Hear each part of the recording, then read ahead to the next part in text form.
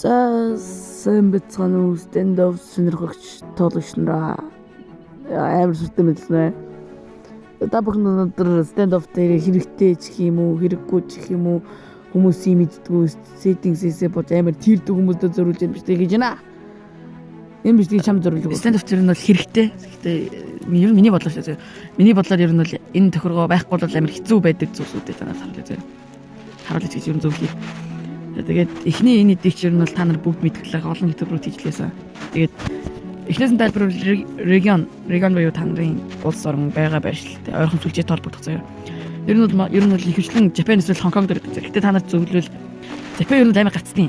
Худлаа ийм нэг худлаа баг FPS харагддаг. Гэтэ Hong Kong руу нөлөө гэдэг нь ер нь илүү. Тэгээд language уусаа ойлгомжтой цаанаас English гэж заасан байдаг. За Rearmament Weapons гэдэг нэг энэ дээр би та нарт зураг асуулт өгч. Энэ хоёр бол амар чухал заяа.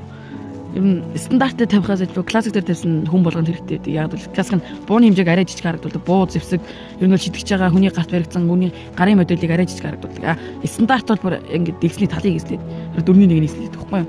Айгуу хэцүү. Тэгээд ер нь анханасаа стандартаа тоглож ирсэн хүмүүс бол стандарт гэдэг. Гэхдээ ер нь классик дээр байдаг. За тэгээд HUD visibility гэдэг энэ бол чиний юу харах вэ гэвэл харуул одоо та нар бичлэг үзвэл invisible болгох юм бол та нар юу ч харахгүй заяа. Өгсөн хүн map зав юу ч харахгүй. Харин энэ kill feed only гэмэл өгч байгаа үнэ л хана.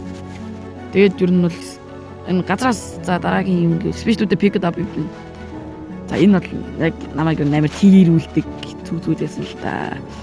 Анх тоглож мэддгүүлээс.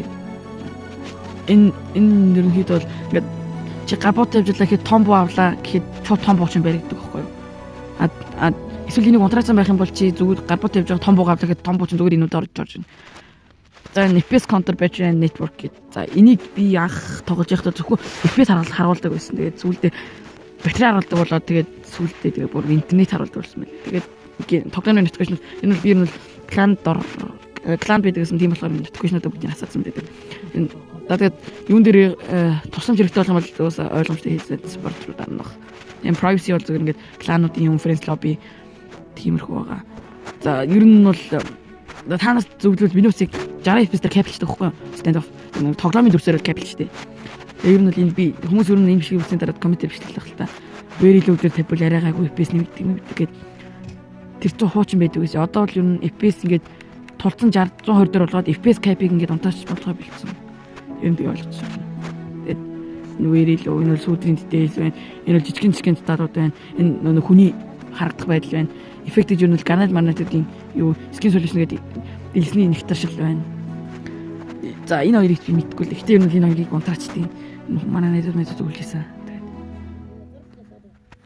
Энэ бол өгсөн хүмүүс чиний map дээр ингээ алга болохгүй харагдана гэдэг. Энийг ер нь би унтраач байсан гэсэн. Гэхдээ сүүлд нүг цогцнуудаас буухдаг болсон. Тэгээд тэрнээс юм л хэрэгтэй болсон гэдэг.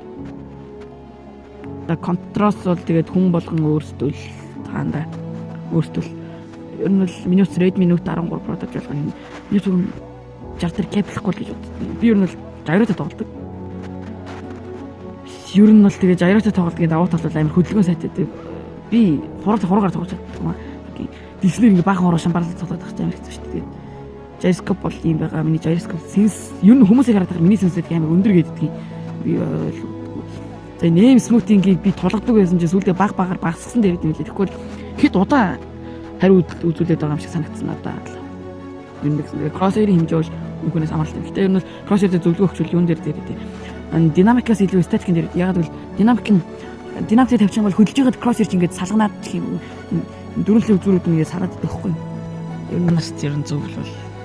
Миний контрол бол ерөөхдөө ийм байд. Гэхдээ нэг хүмүүс гарнаж шидгээд амар уддаг штэ нэг амар удаан дарж байгаа тоол шиддэг зүгээр ингээд чууд дарчих юм бол ингээд нэг жижигхэн ойрхон шиддэг штэ. Ер нь бол тэрэн дээр туслах зөвлөгөө гэвэл гарнаж руугаа оронгууд ингээд second granite button гэдэг байгаа заяа. За та нар ер нь бол энийг асаацсан дээр асаачвал шууд нэг дарга шууд хоол шиддэг бол нэг унтраачих юм бол шууд нэг энгийн хэвэндээ зүгээр энгийн яхад хэрэглэгддэг болчихно. Заяа.